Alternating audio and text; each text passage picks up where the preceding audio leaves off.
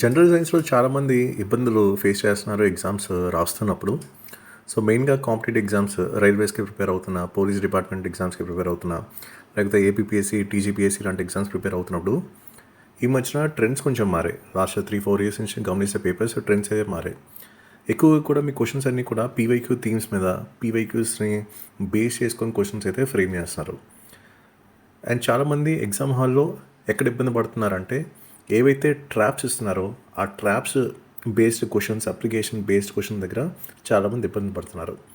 So వాటిని దృష్టిలో పెట్టుకొని మీ స్కోర్ని పెంచేలాగా ఈ మెటీరియల్ అంతా కూడా డిజైన్ చేయడం జరిగింది. ఏదైతే జనరల్ సైన్స్లో మనకి main parts biology, physics and chemistry.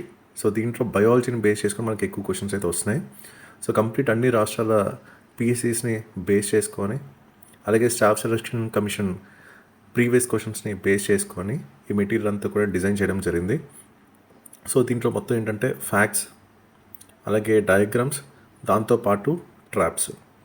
So ఎందుకంటే ఈ ట్రాప్స్ మీద బేస్ చేసుకొని క్వశ్చన్స్ ఎక్కువ డిజైన్ చేస్తున్నారు. సో కన్ఫ్యూజ్ చేయడానికి అండ్ మీతో కావాలని ఆ ఎగ్జామ్ టెన్షన్లో తప్పు చేయించడానికే ఎగ్జామినర్స్ ట్రై చేస్తారు కాబట్టి ఆ ట్రాప్ అలర్ట్స్ అన్ని కూడా మీకు ఇక్కడ యాడ్ చేయడం జరిగింది. అండ్ అంతా కూడా ఎగ్జామ్ ఓరియంటెడ్ కంటెంట్ అంతా కూడా డిజైన్ చేయడం జరిగింది. అంటే జనరల్గా మీరు ఎన్సీఆర్టీస్ ఇవన్నీ కూడా చదువుతారు, లేకపోతే ఎస్సీఆర్టీ బుక్స్ అని చదువుతారు.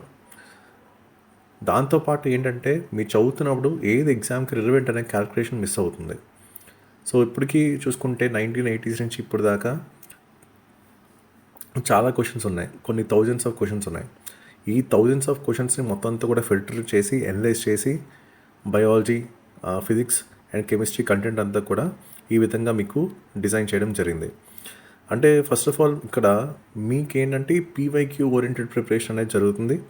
ఇంకోటి ఎగ్జామినర్ మైండ్ సెట్ అనేది మీకు అర్థమవుతుంది.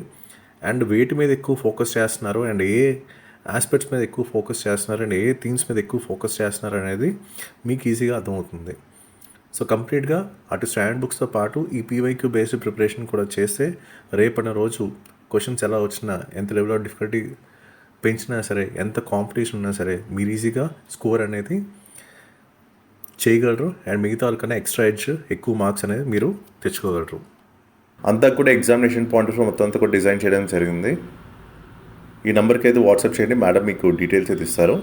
అన్ని కాంపిటేటివ్ ఎగ్జామ్స్కి మెటీరియల్స్ అయితే హెల్ప్ అవుతాయి.